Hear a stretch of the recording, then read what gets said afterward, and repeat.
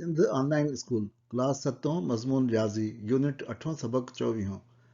फार्मूलनि जे ज़रिए जुज़ा कढणु हिसो पहिरियों मश्क 8 10 9 factorization using identities part 1 exercise 8.9 ॾोहिटनि ऐं ॾोहिटियुनि खे सिंध ऑनलाइन स्कूल में भली कार मां आहियां नाना आबिद ॿारो हिन सबक में असां सिखंदासीं त असां अलजबरा जा फार्मूला यानी अलजबरिक आइडेंटिटीज़ खे इस्तेमालु करे फैक्टराइज़ेशन कीअं कंदा आहियूं ऐं उन ते ॿुधल मश्क 8 10 9 जा कुझु सुवाल हल कंदासीं। ॿारो हिन सबक में असां सुञातल हिकु जहिड़ायूं यानी फार्मूलनि मां सिर्फ़ु हिन ऐं हिन खे इस्तेमालु कंदासीं। अने ही ॿ फार्मूला जेके आहिनि हिननि खे इस्तेमालु करे ऐं असां ॾिसंदासीं त असां फैक्टराइज़ेशन कीअं करे सघूं था। असां फैक्टराइज़ेशन जी शुरूआति कंदा आहियूं ॾिनल घण रक़मी यानी पॉलिनोमियल खे सुञातल हिकु जहिड़ाई यानी आइडेंटिटी सां भेटण सां। असां हिन महिल ही ॿ आइडेंटिटीज़ ॾिसंदासीं जिन खे असां भेटींदासीं ॾिनल सवाल सां जंहिंजा असांखे जुज़ा कढणा आहिनि उन पॉलिनोमियल सां। जेकॾहिं असां ॾिसूं त हिन में जेके पॉलिनोमियल्स आहिनि उहे ई ॿ आहिनि ऐं ॿियो सो जेको मूं लिकाए छॾियो उहो असांजा फैक्टर्स आहे। सो असांखे हिननि ॿिनि क़िस्म जे पॉलिनोमियल सां भेटणो पवंदो। सभिनी खां पहिरीं असां हिननि खे अचो त चङी तरह सुञाणूं। असां ॾिसी सघूं था त हिन मां हर हिकु पॉलिनोमियल में 3 रक़मूं आहिनि। हिकिड़ी हीअ रक़म हिकिड़ी हीअ रक़म ऐं हिकिड़ी हीअ रक़म टिनि रक़मुनि वारा पॉलिनोमियल्स आहिनि। ऐं उन में जेका पहिरीं ऐं आख़िरी रक़म आहे उहे मुकमल चौरस आहिनि यानी कंप्लीट स्क्वायर्स आहिनि ऐं जेका विच वारी रक़म आहे उहा ॿिन्ही जे ॿिए मोलनि जी ज़रबोपत जी ॿीण आहे। हिन जो ॿियो मोल थियो ए, हिन जो ॿियो मोल थियो बी ऐं उन खे ॿीणो करे ऐं ज़रब कयो पाण में त असांखे जो विचों टर्म या विचीं रक़म मिले थी टे रक़मीअ जी। सो असां चई सघूं था त 3 टर्म्स हुअणु खपनि पॉलिनोमियल में। The first and last terms are perfect squares. The middle term is twice the product of square roots of the first and last terms. So इहा असां सुञाणप कंदासीं जेकॾहिं असां वटि ॾिनल पॉलिनोमियल हिन क़िस्म जो आहे त ही 3 कंडीशन्स हुनखे पूरियूं करणु खपनि। हिन खे असां ॿिन्ही खे बजाए अलॻि अलॻि लिखण जे असां हिनखे हीअं बि लिखी सघूं था a square plus b square plus minus 2ab यानी असां ही ॿ टर्म्स जेके आहिनि उहे पाण में हुन जी जाइ बि मटाए सघूं था ऐं प्लस माइनस असां हुन में लिखंदा आहियूं जॾहिं ॿ टर्म्स हुजनि ऐं हुन में सिर्फ़ु हिकिड़ी सिंबल जी चेंज हुजे असां इहो लिखी सघूं था। इन कीअं पढ़ंदासीं त हीअ दरअसल ॿ टर्म्स आहिनि a square plus b square plus 2ab ऐं ॿियो पॉलिनोमियल आहे a square plus b square minus 2ab। सो ही माइनस 2ab ऐं प्लस 2ab असां आख़िर में बि लिखी सघूं था।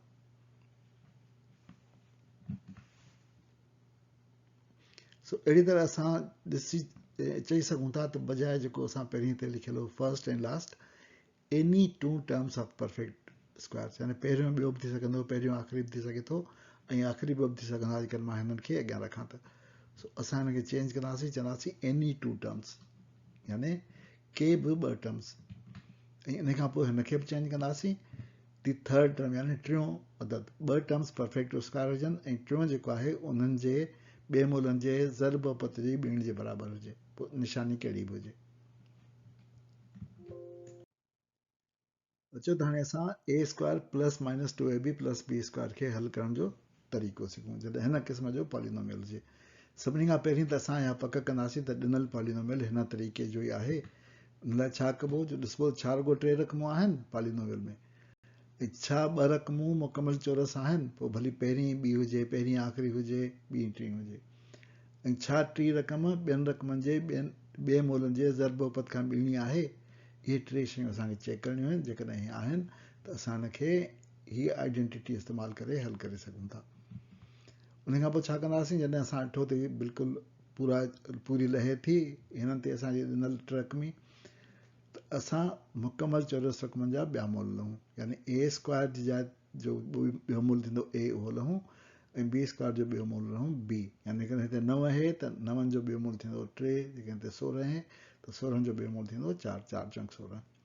सो अहिड़ी तरह सां मुकमल चौरस जा स्क्वायर रूट्स लहंदासीं। उन खां पोइ 3 रक़म जी निशानी ॻोल्हियो त 3 रक़म में कहिड़ी निशानी आहे प्लस आहे या माइनस आहे उहा ॾिसंदासीं। उन खे पोइ असां जुज़ा ज़र बि करे सघूं था ईअं जो असां पहिरीं रक़म जे ॿिए निशानीअ ऐं ॿिए रक़म जे ॿिए मोल खे पाण में लिखी उन्हनि खे स्क्वायर करे सघूं यानी पहिरीं रक़म जो ॿियो मोल ॿी रक़म जो ॿियो मोल ऐं जेका निशानी असां वठी उनखे विच में रखी ऐं सॼे खे असां स्क्वायर करे सघूं अहिड़ी तरीक़े सां असां हिन जो फैक्टर्स ठाहे सघूं था या हिनखे असां फैक्टराइज़ेशन करे सघूं था या हिन जा जुज़ा ज़र बि हासिल करे सघूं था अचो त हाणे एक्सरसाइज़ 8.8 जा कुझु सवाल हल करे असां इन तरीक़े खे इस्तेमालु करे ऐं जुज़ा ज़र बि लहूं पहिरियों सवाल असां जेको कंदासीं उहो आहे 9x square plus 42xy plus 49y square जेको आहे सवाल नंबर चौथों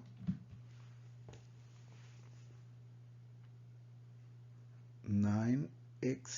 square plus 42xy plus 49y square हाणे ॾिसूं त हिन में असां वटि टर्म्स केतिरा आहिनि इहो असांखे ॾिसणो आहे चेक करण लाइ टे आहिनि टर्म्स असां ॾिसी सघूं था उन खां पोइ चेक करिणो आहे त ए स्क्वायर ऐं बी स्क्वायर आहिनि या न यानी ॿ जेके आहिनि परफेक्ट स्क्वायर्स आहिनि या न ॿ टर्म्स ऐं विचों टर्म या टियों टर्म जेको आहे उहो 2ab यानी हिननि जे ॿिए मूल जे ज़रबो खां ॿीणो आहे या न हिन में पहिरियों ही आहे ॿियो ही आहे ऐं टियों ही टर्म्स आहे असां ॾिठो त टे टर्म्स पूरा आहिनि असां वटि इन खां पोइ पहिरें टर्म खे असां लिखी सघूं था छा आहे उहो 3x जो पूरो स्क्वायर आहे यानी असां हिनखे लिखी सघूं था 3x होल स्क्वायर ऐं जेको असांजो आख़िरी टर्म आहे उहो थींदो 7y होल स्क्वायर 7 7 49 ऐं y स्क्वायर जी जाइ ते y उनजे करे इहो बि जेको आहे पूरो स्क्वायर आहे जंहिं करे असांजो इहे ॿई कंडीशन्स पूरियूं थियूं उन खां पोइ असां हिनखे ड्राए छॾियूं हीअ असांखे जेको आहे उहो डिस्टर्ब कंदो असांखे जाइ खपे सो इहे मूं ड्राए छॾियो हाणे मां लिखी सघां थो हिनखे पहिरीं चेक कयां त जेको आहे उहो विचों टर्म असांजो कीअं थो थिए सो विचों टर्म 2ab आहे असां वटि इनखे लिखंदासीं 2 multiply by 3x plus 7y इहो असांजो थींदो ॿ टिका 6 7 छका 42 उहो थींदो 42 ऐं xy उहो बि असां ॾिसी सघूं था त बराबरि आहे ॾिनल विचें टर्म जे सो असांजी टी कंडीशन पूरी थी अचो त हाणे हिनखे असां सॉल्व कयूं सो असां जेको आहे उहो लिखंदासीं a square plus 2ab plus b square खे कीअं लिखिबो आहे ही हिन सां कंपेयर कंदासीं न सो इन सां कंपेयर करण लाइ असां हिनखे लिखंदासीं 3x whole square plus 2 into 3x into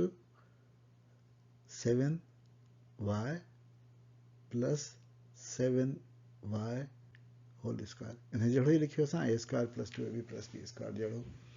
हाणे हिन में a जी जाइ ते साण छा थियो a जी जाइ ते थियो 3x ऐं b जी जाइ ते साण छा थियो 7y इनखे लिखी ऐं पूरो स्क्वायर करे छॾींदासीं त हीअ असांजो जेको आहे उहो बराबरि थींदो हिनखे ईअं बि लिखी सघूं था ॿ ब्रैकेट असां लिखी सघूं 3x प्लस 7y ऐं 3x प्लस 7y ईअं बि लिखी सघूं था सो अहिड़ी तरह असां जेको आहे उहो इहो सुवालु हल करे वरितो ऐं जुज़ा ज़र बि कढी वरिता एक्सरसाइज़ 8.9 जो अॻियां सुवाल जेको असां हल कंदासीं उहो आहे number 8 144x square minus 4x plus 1/36 इन जा जुज़ा ज़र मिलणा आहिनि यानी फैक्टराइज़ करणो आहे असां सभिनी खां पहिरीं छा ॾिसंदा आहियूं त असां वटि केतिरा टर्म्स आहिनि सो असां कयूं था हिनखे शुरू ॾिसंदासीं हिकिड़ो टर्म हीअ आहे ॿियो हीअ आहे ऐं टियों टर्म हीअ आहे सो टे टर्म्स आहिनि इहा ॻाल्हि त पूरी थी वई हाणे असांखे ॾिसणो आहे त कंप्लीट स्क्वायर्स या परफेक्ट स्क्वायर्स आहिनि ॿिनि टर्म्स जा या न पहिरियों टर्म ॾिसूं असां 144x स्क्वायर उन जो ॿियो मूल कढूं त उहो थींदो असांजो 144 जा थींदो 12 12 12 144 थींदा एक्स स्क्वायर जो एक्स ही त मुकमल आहे स्क्वायर परफेक्ट स्क्वायर आहे उन खां पोइ 1/36 खे जेकॾहिं ॾिसिजे त इन जो ॿियो मूल थींदो असांजो रहिया लाइन ग़लति लॻी वई 1/6 छो त 6 छका 36 इहो बि असांजो परफेक्ट स्क्वायर आहे हाणे असांखे ॾिसणो आहे त 2ab जेको आहे उहो कंडीशन पूरी थिए थी या न ही a असांजो जेकॾहिं ऐं हीअ असांजो जेकॾहिं बी आहे त 2ab असांजो छा हुअणु खपे, उहो थियणु खपे 2 ज़रबिया 12x थींदो न, 12x ऐं ज़रबिया 1/6। हिनखे असां सादो कयूं, सिंप्लीफाई करण सां असां ॿिनि जो खोड़ रहंदासीं। 1 2 2 3 2 6, 1 टिका टिका 4 टिका 12, बाक़ी असांजो बचंदो 4x। 4x मूं लिखियो 4x, ऐं इहो असां ॾिसंदासीं त उहो असांजे ॿिए नंबर टर्म जे बराबरि आहे। सो अहिड़ी तरह असांजो 3 कंडीशन्स पूरियूं थी वियूं, 4 बल्कि 3 टर्म्स आहिनि, 2 जेके उहे कंप्लीट स्क्वायर्स आहिनि ऐं हिकिड़ो टर्म जेको आहे असांजो उहो ट्वाइस प्रोडक्ट ऑफ 2 टर्म्स आहे। हाणे असांखे ख़बर आहे त इहो फार्मूला जेको हूंदो आहे a square plus minus 2ab plus b square, उनखे फैक्टराइज़ करण सां असांखे मिलंदा आहिनि a minus b whole square या a minus b multiply by a minus b. असां होल स्क्वायर वारो स्टेप ओमिट था कयूं, डायरेक्ट हिन ते था अचूं। हाणे इन तरीक़े सां जेकॾहिं असां लिखूं त असां वटि a जेको आहे उहो 12x आहे ऐं b असां वटि 1/6 आहे। सो अहिड़ी तरह असां हाणे हिनखे पंहिंजे ॾिनल रक़मीअ खे लिखंदासीं, a जी जाइ ते 12x होल स्क्वायर थींदो -2 मल्टीप्लाई बाय a यानी 12x मल्टीप्लाई बाय b यानी 1/6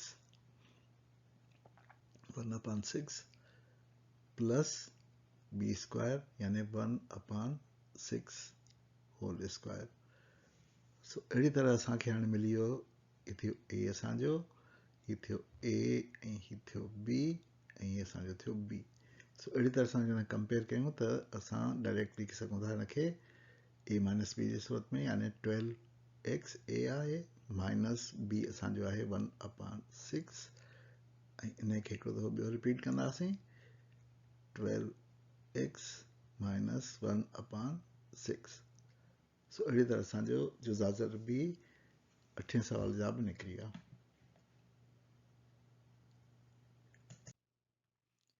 अॻियां सवाल असां कंदासीं 10 number 4a square plus 48a plus 144।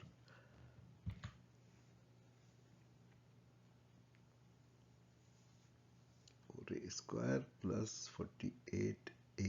Plus 144।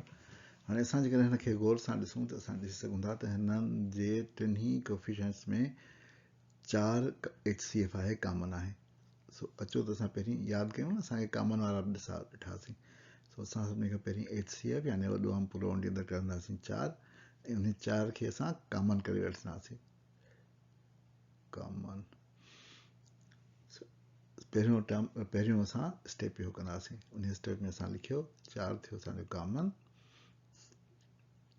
उन खां पोइ ब्रैकेट में हिते लिखंदासीं a स्क्वायर प्लस हिते बचंदो 12, 4 12 48 न, 12a प्लस हिते बचंदो असांजो 36, चौं 12 ऐं 6 चौं 24। हाणे जेकॾहिं असां अंदरिएं टर्म जेको हुन में आहे उनखे ॾिसूं त उहो असांजो परफेक्ट स्क्वायर थींदो a प्लस b वारो हिसाब, a square plus 2 into a into 6, छो त 6 जो स्क्वायर 36 हूंदो आहे, ऐं थींदो असांजो प्लस 6 स्क्वायर। हिनखे असां हीअं लिखी सघूं था, 4 असल में जंहिंजो थी रहंदो हिनखे असां ॾिसी सघूं था त हीउ असांजो दरअसल a प्लस 6 जो होल स्क्वायर आहे, जेकॾहिं असां हिनखे लिखी सघूं था 4a plus 6 into a plus 6। सो अहिड़ी तरह असां ॾिठो त हिन में असां पहिरीं कॉमन कढियो ऐं उन खां पोइ हुनखे असां फार्मूला इस्तेमालु करे यानी अलजब्रिक आइडेंटिटी इस्तेमालु करे उनखे फैक्टराइज़ कयो।